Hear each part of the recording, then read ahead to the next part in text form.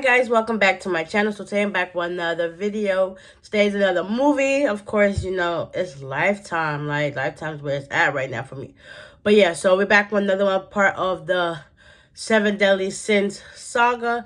And this is next on the list with Greed. My hair, ugh, that's besides the point. I got so many videos to do since I'm behind, but that's not what we're here for. So we're gonna get into Greed. So it's the next, like I said, the next one. So this is will be chapter 4, since there's 7 deadly sins. Duh. So this one stars Monique Coleman. If y'all do not know of her, she was played, I forgot her name, but High School Musical. Okay. And she plays Zuri Brown. And then we have Lisa Ray McCoy, who plays Miss Viv. And then you have Eric Benet, who plays Godfrey Anderson. Yeah, it's a good cast so far. But yeah, so it stars Zuri Brown. She is a up-and-coming interior decorator. So I guess through the grapevine, she was hired by Miss Viv to do a room in her house, make it over, and, you know, make it more like modern, contemporary, but with her own flair style to it. So she gets the job doing that. Zuri's also engaged to her boyfriend Stefan, who also, you know, helps her with her dad, Oscar, because he's of old age. So doing so, she likes how the job is going. And, you know, during her job or whatever, Zuri starts to find out that, you know, her relationship with Stefan is kind of like going into shambles. But, you know, she just like tries to play it off because Stefan, he works in construction, but he's also an aspiring artist. So he does like paintings and murals and stuff like that. So Zuri also works at this, I believe it's like a school for, I guess, people that's been, you know, like down on their luck, and she helps them read and write and learn new trading skills so that they can, you know, better themselves off in life. So as she's also working that job, she runs into the head benefactor of the program, which so happens to be Godfrey Anderson. So he's supposedly like this multimillionaire guy who got his hands in so many pots and whatever the case may be. And the program where she works at, he's supposed to be funding that as well. So he ends up getting in contact with Zuri because his aunt, which is Miss Viv, where she works from, told him about her work. So now he hired her, Zuri, to do a room in his house as well. Well, the basement in his house. So she, you know, climbs on board to that. And I guess spending more time in his house or whatever, she starts to look at the finer things in life, the materialistic things that's not really that important, but to people's eyes, it might be the most important thing in their world. Like, come on now. So Zuri becomes infatuated with the lifestyle, and then she's really starting to question her relationship. Like, do I really want to see myself married to him and be with him for the rest of my life, knowing this is what he does? And it's like, she's starting to get greedy.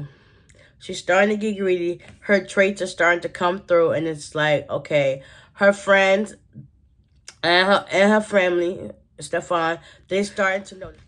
So her friends and Stefan start to notice that she's changing, and they're not liking it. So eventually, Zuri calls off her engagement with Stefan, and she starts getting into it with Godfrey. So now Godfrey and Zuri are an item, and they're spending all this time together, and she's liking her new lifestyle. She's upgrading her wardrobe, and she's worried about all the materialistic things. She got new watches, new handbags, shopping, hair, a new car, because that's what she's interested in at the time. So she does all that. Mind you, during that process, her Godfrey also gives her another business opportunity, because she's like the head at the program she works at. So basically, gives her an idea to, since you're head of operations, can you try to like basically embezzle the money from the program to give to him so he can buy another house or whatever property, and that eventually the money will get put back. So basically, it's like a front, but in all reality, there's no money coming back in. So yeah, she does that, not knowing what the what's really behind it. So then also, Miss Viv, she finds out, which is also Godfrey's cousin. So she finds out that she has this new business or whatever. Now she invites Zuri onto her program. So meaning she's in charge of doing the invoices. So basically, like a write-off, a tax write-off, or whatever the case would be, to Miss Viv, so that the money can keep coming in, but the money is not really going to the main part of what it's supposed to go to. So, but eventually, after doing all that, Zuri's father falls, and he is in the hospital, and she's away on this vacation with Godfrey. Good thing Stefan was there to take to call the people, the ambulance, whatever, so that he can go to the hospital. While Stefan gets to the hospital, I guess Zuri gets in touch with one of her friends, and she comes in, and, supposedly she takes over, and then Stefan leaves or whatever. Then they hire her dad, a nurse. Come to find out, the nurse was kind of like doing some investigation on Godfrey, because he owns all these properties, and their company is G. Anderson Incorporation. So the nursing homes and stuff that they own is underneath him. So doing so, the nurse finds out all this information, and she kind of relates it back to Zuri's father. But then the nurse doesn't really say anything, and then I guess Miss Viv, she got wind of that too. And then also Zuri got wind of it as well. So then she goes to confront Miss Viv, and she's trying to tell her, like, I'm not doing this no more. I want to do a clean business or whatever. And Miss Viv was like, that's not going to happen. You're going to leave when I tell you to leave. So then eventually Zuri leaves. Then the nurse, I would say Miss Viv's butler, goes to attack Oscar's nurse at her home. And yeah, so after that, Zuri, she finds documents in Godfrey's house, and she takes pictures, and she goes to relay the messages back to one of her colleagues at her job. I guess one of her friends that she confided in most. And she tells her, like, listen, you was right, and this, and then it's like, okay, now she figured out what she did was wrong. So now she confides in her dad, like, listen, I should have been more careful. I should have listened to you and stuff like that. But it's like, now she got to try to right her wrongs. So she goes to church and whatever and stuff like that. Then after she confronts Godfrey about what's been happening about the money embezzlement and fraud and stuff like that, she wants her cut of the money, because basically she got swindled out of all this money, and it's like, where's the real money where's the money coming to, and where's the money at?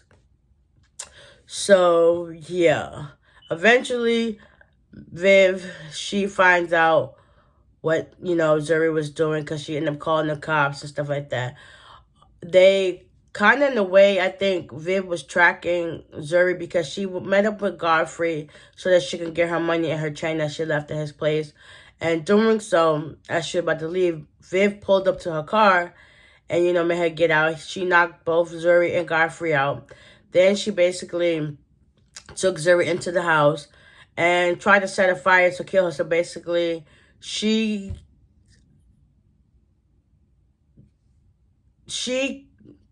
some way to make it seem like Godfrey did all the bad stuff. So it makes it seem that Godfrey killed her and then killed some stuff at the same time. But yeah. Long story short, Oscar woke up out of a dream and noticed that he felt like his daughter was in trouble, which she was. She was basically trapped inside of a burning house. Stefan was there to, go to help get her to safety because, he was staying at Oscar's house. So he wanted to make sure that he was okay, that she was okay. So good thing Stefan came in the right time because she was able to, get out the house by herself, even though it was burning down. She ended up jumping out of a 2-story window into the pool. And Stefan ended up knocking Viv out because she was still in the house. And the cops came and arrested Godfrey and Miss Viv. They took Zuri to the hospital, and Stefan was okay with that. So then they fast forward 6 months later. Everything's back to normal. They've been arrested for their crimes, and Zuri's starting a new practice or whatever. Also when she was doing her interior decorating, she also put Steph on to a new client. So now he got this upcoming business going. Eventually they get back together. She says she's sorry for all the wrong she called, not the hurt she caused everybody. But yeah. Also check out Proverbs 15:27. Yeah. Greed is a terrible thing to have. That's why it's one of them 7 deadly sins. So, guys, I hope y'all enjoyed this recap of the movie Greed. You can watch it on the Lifetime app. You might can still catch it on Lifetime TV as well. So, if you guys enjoyed this, please give it a like, comment down below, hit the subscribe button, hit that notification bell, and I'll see y'all in the next one. Bye.